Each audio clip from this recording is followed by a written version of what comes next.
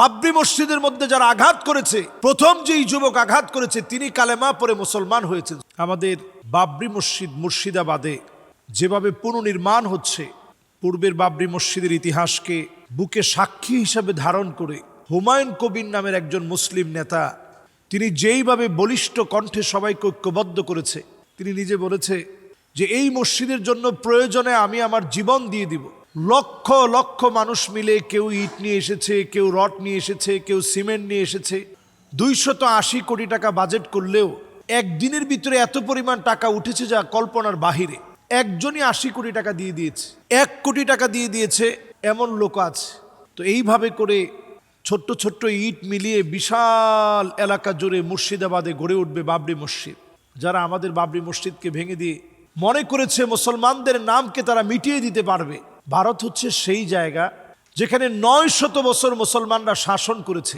এটা আমাদের পুরানো জায়গা, এটা আমাদের ভূমি, আমাদের কত কত ঐতিহ্য যা ভারতকে সমৃদ্ধ করেছে সবগুলো আমাদের। বাবরি মসজিদ তার একটি ছিল। দেখুন কখনো কখনো নামটা পর্যন্ত কিভাবে মিলে যায়। বাবরের সন্তান ছিল হুমায়ুন, তো এখনো যিনি নেতৃত্ব দিচ্ছেন ওনার নামও তো হুমায়ুন। তিনি নেতৃত্ব দিয়ে এই পুরো মসজিদটাকে নির্মাণের জন্য তিনি এগিয়ে এসেছেন, জনসাধারণ এগিয়ে এসেছে। আমরা অত্যন্ত আবেগ আপ্লুত হয়েছি এই দৃশ্যগুলো দেখে। বৃদ্ধ বৃদ্ধ মানুষ এক একটা ইট নিয়ে আসতেছে আর মনে হচ্ছে যেন এটা মুসলমানদের একটা বিজয়। এমন একজন অন্ধ নারীকে আমি দেখেছি যার 2টা চোখ নেই, তিনি পর্যন্ত ইট নিয়ে আসছেন এবং সেই ইটগুলো ধরে ধরে দেখে দেখে তিনি প্রশান্তি লাভ করছিলেন যে বাবরি মসজিদের ইট আমি নিয়ে আসতে পেরেছি। অন্তত আমি চোখে না দেখলেও আমি স্পর্শ করতে পারছি। এই যে একটা আত্মিক প্রশান্তির জায়গা, সুবহানাল্লাহি ওয়া বিহামদিহি, আত্মিক একটা সমৃদ্ধির জায়গা, আত্মিক একটা প্রশান্তি লাভের জায়গা আমাকে অনুপ্রাণিত করেছে। ছোট বাচ্চা দেখেছি, যে বাচ্চা ছোট্ট একটা আদলি নিয়ে আসছে, নিতে গিয়ে কখনো কখনো পড়ে যাচ্ছে, আবার সোজা হচ্ছে, আবার পড়ে যাচ্ছে, আবার সোজা হচ্ছে। ছোট বাচ্চা থেকে শুরু করে আপনি দেখবেন পুরা মুসলমানদের ভিতরে যেন একটা গণজাগরণ শুরু হয়েছে। শুধুমাত্র মুর্শিদাবাদের মসজিদ দিয়ে এটা থেমে থাকবে না, এটা মুসলমানদেরকে ঘুমন্ত অবস্থা থেকে আল্লাহ তাআলা জাগ্রত করবেন।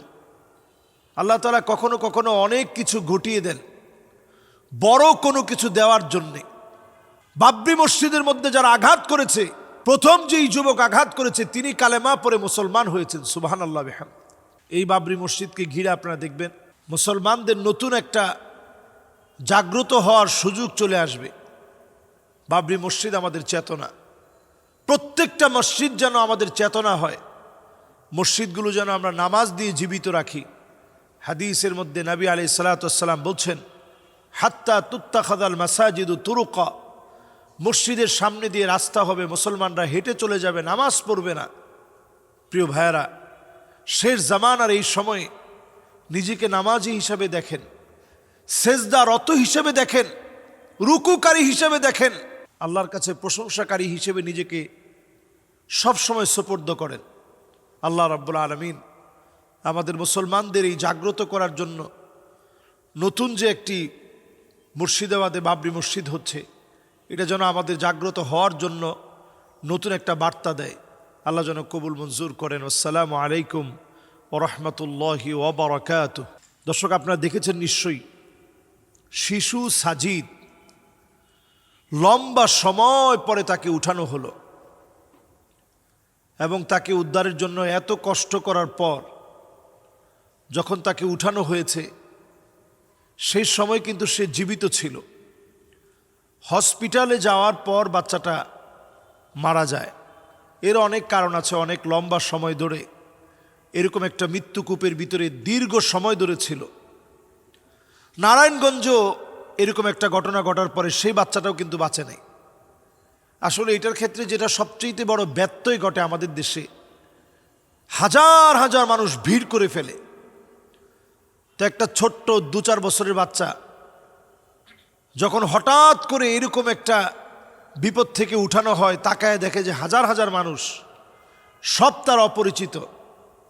এই ঘটনাগুলো দেখেই কিন্তু আসলে খুব বিস্মিত হয়ে যায় এবং মানসিকভাবে সে ট্রমাটাইজ হয়ে যায়। একে তো ক্ষুধা এবং সে পানি শূন্যতা, নানা রকমের অসুবিধায় সে ছিলই, ভয় আতঙ্কের ভিতরে তো ছিলই ঘন্টার পর ঘন্টার সময়। এর মধ্যে উঠেই যখন দেখে যে হাজার হাজার মানুষ ভিড় করে আছে, এটা বাচ্চারা ট্রমাটাইজ হয়ে যায় এবং দেখা যায় যে অনেক সময় বড় ধরনের ক্ষতি হয়েই কিন্তু মারা যায় ভয় আর আতঙ্কের কারণে, স্ট্রোক করে ফেলে বাচ্চারা। তো এইটা আসলে আমরা আমাদের দেশে কখনো এটা রোধ করতে পারি না। কোনো একটা সংবাদ হলেই তার আগে অনেক রকমের সংবাদ পৌঁছায় যায়। যেমন কালকেই আমরা বহুবার দেখেছি যে ছেলেটাকে জীবিত উদ্ধার করা হয়েছে, আসলে তখনও উদ্ধার কাজ চলছে। এই সবাই তখন দেখতে গিয়ে ভিড় করেছে যে ছেলেটা এখন কেমন আছে, কি হালতে আছে। আসলে যার চলে যায় সে তো বুঝে। আসলে যে সন্তানটা এত দূরে, এই যে একটা পাইপের মধ্যে পড়ে গেল, খেলাধুলা করতে গিয়ে এরকম একটা মৃত্যু কূপের ভিতরে পড়ে গেল। আমরা এরকম কূপ অনেক জায়গায় ফেদে, এই ফাঁদগুলা অনেক জায়গায় এরকম ফাঁদগুলো আমরা নিজেরাই তৈরি করে রাখি, আমরা ঢাকনা দিয়ে ঢেকে রাখি না। তো এইরকম অন্যায় যারা করবে তারা কিন্তু আসলে বড় ধরনের আসামি আল্লাহর কাঠগড়ায়। এই জন্য আপনারা প্রত্যেকেই নিজেরা নিজেদের আওতার ভিতরে যা আছে সেগুলোকে আপনি আপনার নিজের দায়িত্ব মনে করে আপনি অবশ্যই মানুষের অকল্যাণ হয় এমন কোনো কাজ করবেন না। মোমেন হিসেবে সতর্ক থাকা এটা আমাদের ইমানি দায়িত্ব। আমরা বাংলাদেশে অনেক জায়গায় দেখি, বিভিন্ন জায়গায় পাইপ খোলা, ম্যানহোলের ডাকনা চুরি হয়ে যাওয়া। মানসিকতা আমাদের কত নিচে নেমে গেছে। ছোট ছোট বাচ্চারা কত ক্ষতির ভিতরে পড়ে যেতে পারে।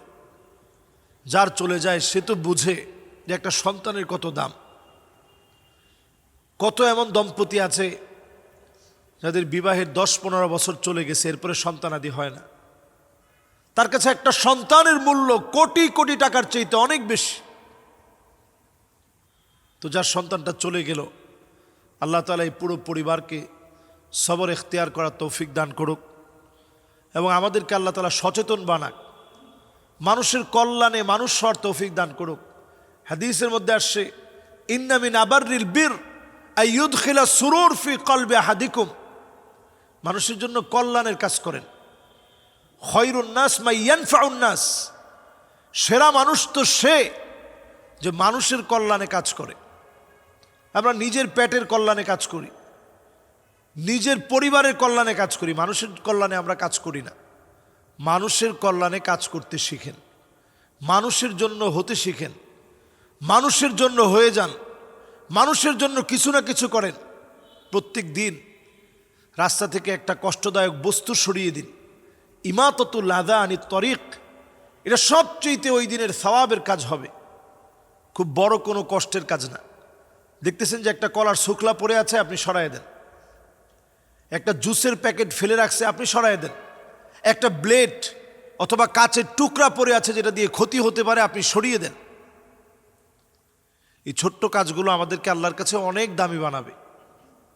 এবং দেখবেন প্রতিবেশীদের প্রতি যদি আপনি এতটুকু যত্নবান হন যে তার এখানে আপনি খারাপ কিছু ফেলবেন না, ময়লা কিছু ফেলবেন না, এর দ্বারা আল্লাহ রাব্বুল আলামিন আপনাকে আমাকে আমাদেরকে কবুল করবেন।